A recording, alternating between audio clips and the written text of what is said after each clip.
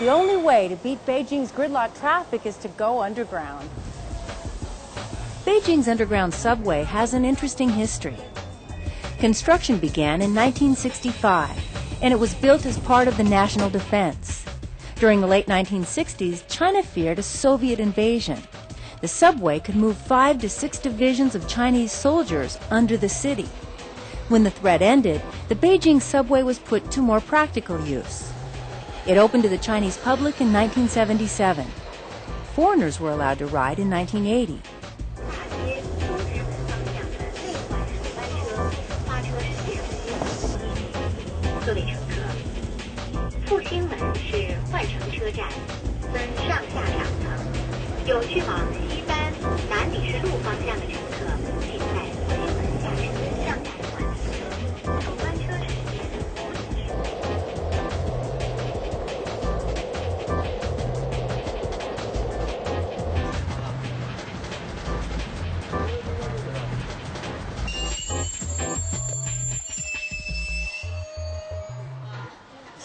Today, over 2 million people ride the Beijing subway every day.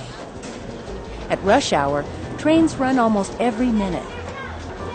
If you've ever ridden mass transit in the United States, you should feel comfortable in Beijing's subway. The stations are similar to the San Francisco BART system.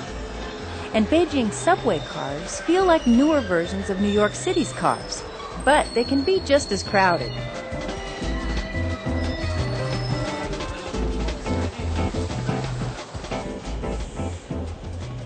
The crowds will increase during the Olympics, but so will subway service and routes. This map shows the existing Beijing subway system. Here's Tiananmen Square, and here are the new Olympic venues. You may be asking yourself, well, how can I get to the Olympics on the subway? There's a new line coming in. It starts down here, goes through the center of town, right up to the Olympic venues and on to Olympic Park. It'll be ready in September of 2007. By the time the Olympics hit the city, there will be 5 new lines, making a total of 9 lines running 125 miles. When Olympic visitors get on the subway, they'll probably discover it's the fastest and most reliable way to get to the games. But wait, what if you're on a crowded train? How do you know if your stop is coming up? The next station is Wangfujing.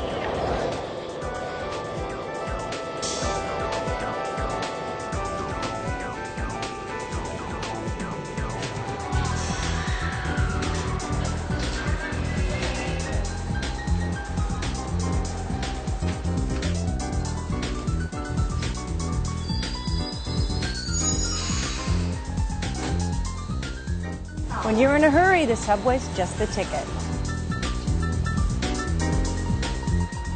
You know, riding the subway in Beijing is just like riding the subway in New York, San Francisco, or Washington, D.C. And I didn't have to speak a word of Chinese.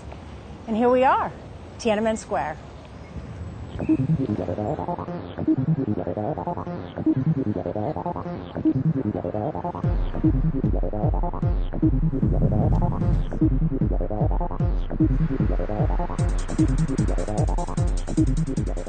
Taxis navigate traffic anarchy, looking for fares.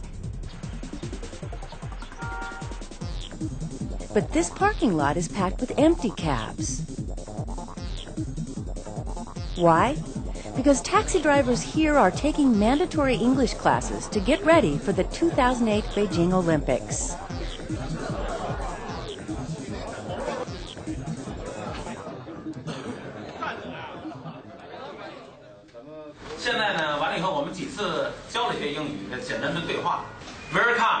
Welcome, China, thank you, driver, 颐和园 Summer Palace, 长城 Great Wall, Good afternoon, Good evening. Obviously, today's instructor isn't a professional English teacher. He's a fellow cab driver. But he's doing his best to help with simple phrases.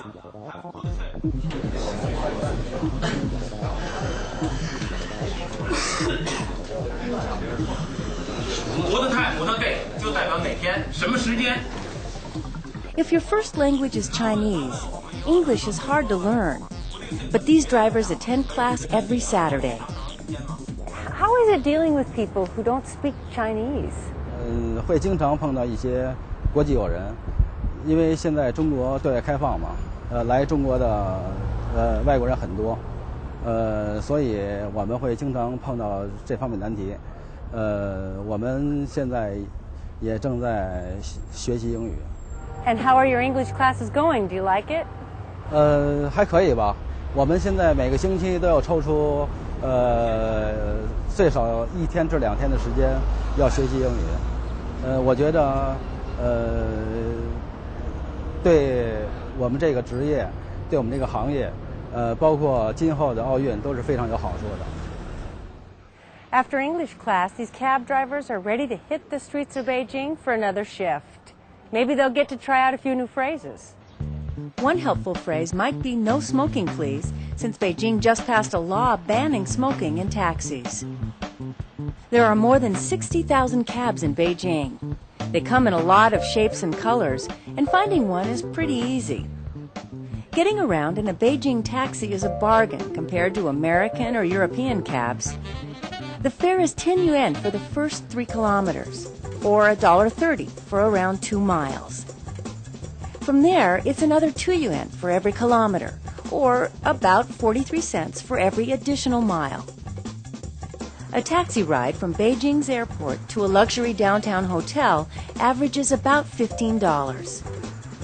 You can also negotiate to rent a cab for the entire day and leave the city for destinations like the Great Wall. Daily rates run about $70. With the U.S. putting pressure on China to up the value of its currency against the dollar, a taxi ride could cost you more when you're here for the Olympics. Within city limits, taxis can take you to check out any of Beijing's historic sites, like the Forbidden City, Tiananmen Square, or the Temple of Heaven. The challenge in taking a taxi may be communicating with your driver. I'm going to take a taxi to the Temple of Heaven. Good morning. Good morning. Temple of Heaven, please. If your cab driver doesn't understand your English, you can bring a card with Chinese characters written on it or a tourist map. Okay.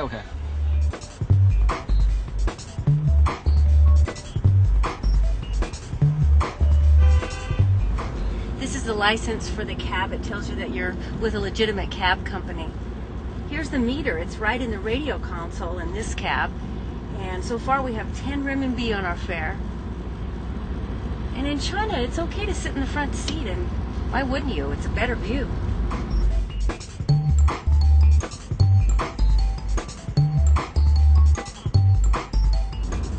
Here's something you don't see people in China doing very often. They don't buckle up.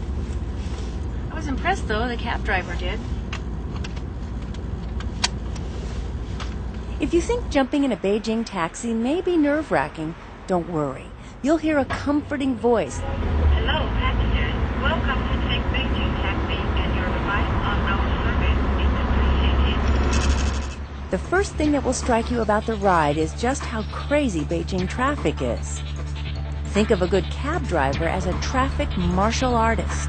He avoids other cars, bicycles, and pedestrians, and he maintains a zen-like calm while getting you to your destination. What's it like driving in crazy Beijing traffic? 还可以吧，还可以。 Cab fares in China are just like those in the United States. You not only pay according to distance, but you pay according to the time that you spend in the cab as well. Once at your destination, it's time to pay up. Just pay what's on the meter. Tip if you'd like, but taxi drivers don't expect it. The locals don't tip. Okay. Stop. Okay. When you get to your destination, check the meter and pay. Ours is 26. Be sure to get a receipt after your cab ride. This will not only tell you how much you spent, that we spent 26 RMB, but it has the phone number of the cab driver on there, and you can call him in case you forget anything in the cab.